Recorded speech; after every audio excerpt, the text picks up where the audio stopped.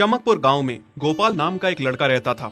उसकी सौतेली माँ और बाप ने उसे घर से निकाल दिया था। उसकी सौतेली माँ ने सब कुछ अपने और अपने बच्चों के नाम पे कर रखा था और गोपाल को हिस्से के नाम पे 3 गायें दे रखी थीं। गोपाल पढ़ा लिखा तो बहुत था, पर नौकरी ना मिलने के कारण उसने सोच लिया था कि वो अब उन तीनों गायें की खूब देख रेख करके उनसे जो दूध मिलेगा उसे बेच के अपना कारोबार चलाएगा। अब मैं बिल्कुल अकेला हो गया हूँ। गौ माता, तुम तीनों के अलावा मेरा अब कोई भी नहीं है। बस मेरा घर चलाने के लिए तुम तीनों को मेरी मदद करनी होगी। तीनों गायें बहुत ही हट्टी कट्टी और जवान थीं और रिश्ते में भी एक दूसरे की बहनें लगती थीं। चंपा, चमेली और मैना। मैना सबसे बड़ी और समझदार गाय थी। चंपा गर्भवती थी और चमेली को अभी अभी बच्चा हुआ था। वो दूध दे रही थी, जिसके दूध को बेच के गोपाल का थोड़ा बहुत घर चल रहा था। पर गोपाल को अब चंपा और मैना पे पूरा भरोसा था कि जब उनका बच्चा हो जाएगा तो वो खूब दूध देने लगेंगी और जिससे उसका कारोबार अच्छे से सेट हो जाएगा। देखा चमेली बहन, हमारे मालिक को कितनी उम्मीदें हैं हम तीनों से। हाँ चंपा, सुना मैंने, मालिक ने हमसे कितनी सारी उम्मीदें लगा रखी हैं।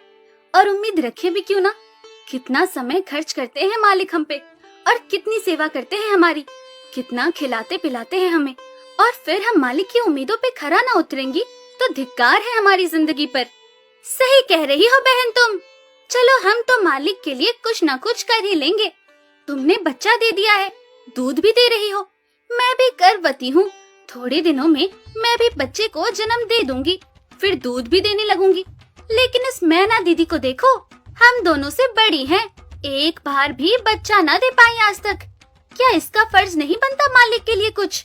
ये तो बड़ी हैं, हमसे ज्यादा इसको मालिक के लिए करना चाहिए था, लेकिन हम छोटी होकर इतना सोच रहे हैं। तुम दोनों ऐसा क्यों कह रही हो?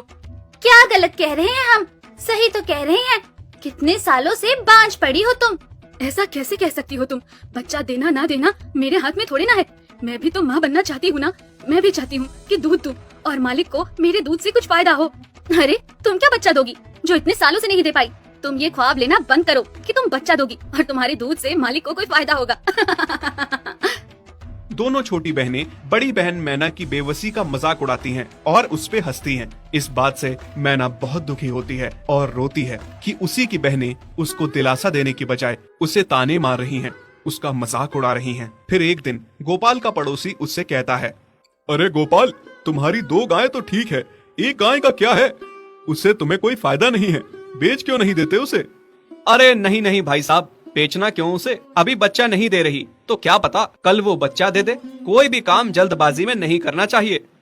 अरे नहीं गोपाल, मेरे कहने का ये मतलब था कि तुम्हें अपना कारोबार जल्द खड़ा करने की जरूरत है, क्योंकि तुम्हारे घर वालों ने तुम्हारे साथ जो कुछ भी किया वो बहुत गलत था। अब तुम्हें जो भी करना है अकेले ही करना है।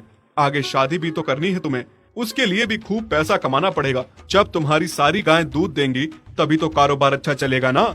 हाँ, बात तो तुम सही कह रहे हो भाई। मेरी मानो तो तुम अपनी गायों को क्रॉस करवा के देख लो, शायद उससे बच्चा हो जाए। हाँ, ये सुझाव तुमने सही दिया, मैं कल ही ऐसा कर लेता हूँ। सुना तुमने मैना बहन मालिक की बातों को?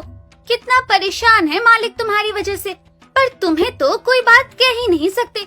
झट से बुरा जो मान जाती हो तुम। मैना ये सब सुन के बहुत दुखी होती है, पर करती भी क्या, उसके हाथ में कुछ नहीं था। गोपाल ने मैना को क्रॉस करवा के भी देखा, पर उसका भी कोई फायदा नहीं हुआ। गोपाल, जो सुझाव मैंने तुम्हें दिया था, क्या वो तुमने आजमाया?